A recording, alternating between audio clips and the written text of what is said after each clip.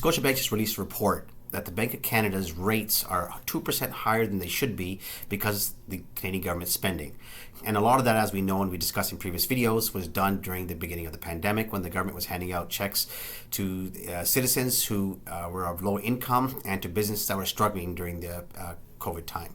So those payments and grants that were given out have been causing a lot of inflation in our economy in the last 2 years. And as we look at it today, inflation is still very high.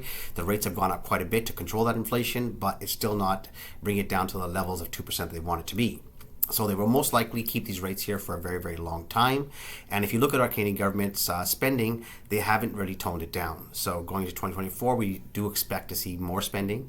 And we do expect to see that having a more effect on the inflation and making it might not go higher, but it'll struggle to get down to the levels that they want it to be at 2%. And as discussed in many, many videos I've made before, the Canadian government main concern is inflation. They will keep the rates higher if they have to, just to control that inflation, because inflation destroys our overall economy. Also, the provision Scotiabank is making for loan losses has skyrocketed. In the fourth quarter of 2022, Scotiabank put aside $500 million for any losses going into the next year of 2023. Then we're talking mortgage losses, personal loans, car loans, things like that, lines of credits. So Scotiabank did expect a lot of people to struggle with that, so they put the money aside, which is very responsible of them, to keep that money aside to pay off those bad debts. Today, the fourth quarter of 2023, Scotiabank has put aside $1.3 billion for bad loans. And these are mortgages, car loans, lines of credits, debt consolidation loans, any kind of personal loans people have taken. People are falling behind on all their payments, on credit cards and car loan payments especially. So they've raised their amount of losses. So when the banks are doing that, they have to do a lot of analysis. 2024 is looking to be a year that's going to cause a lot of struggle for a lot of people. Now, with these rates being high, businesses are slowing down. A lot of people are starting to get laid off. And then when we see that in the marketplace, we're starting to see it in the front lines. And what I mean by the front lines is the real estate inventory. Now, inventory is 30% higher this year than last year. So we have 38% more homes in the market than we did last year at this time. Also, sales are down 15%. So inventory is rising and sales are falling. And we don't need to get into too much detail of that. We know why. The rates are higher. People don't qualify. And people who own homes, their mortgage payments have gotten too high and they're being forced to sell. So these rates, as we see, they may fluctuate. We might go down by a quarter point. We might go up by a quarter point. We might go up by 0.1, down by 0.1 as the bond market fluctuates, but we don't see any major decline coming in the rates. And the reason why we report that is we want you to be prepared. Power of sales are skyrocketing. Month over month, we're getting more and more power of sales come into the market. And remember, by the end of this year, less than 50% of the people who have mortgages have renewed into the higher rates. So I would say it's about 47% of the people will have renewed by end of this year into higher rates. And we're already seeing power of sales skyrocketing.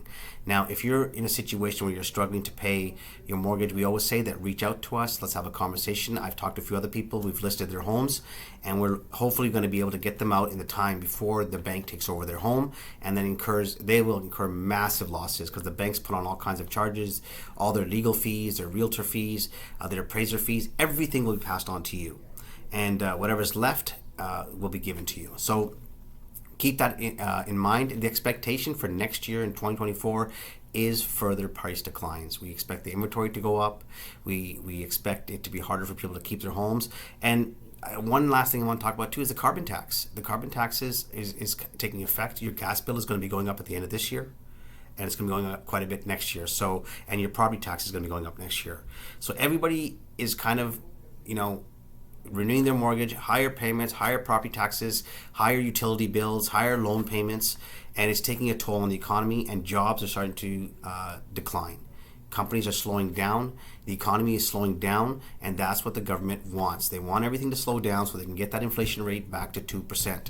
So they will do whatever they have to do to get it at 2%. If they're going to cause job losses, and remember, when you cause a job loss, if two people are working in the home and they bought a home based off of two incomes, when one person loses a job, it is devastating. If they're not able to find a job within 3 months, it can lead to, severe hardship and possible foreclosure of the home or being forced to sell it yourself. So guys, it's real estate with Raza.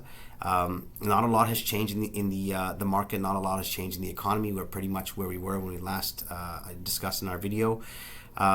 It's not looking good. It's not looking good for 2024. And then remember, by the end of 2024, 67% of people will have renewed into the higher rates. So we're seeing this much trouble right now in the economy based on about 47% people who've renewed into higher rates and are having a hard time affording it. Add another 20% next year who are going to renew into the higher rates. So the environment, the economy, economic outlook is looking like it's going to slow down. Is it the end of the world? No, but this is something for you to know.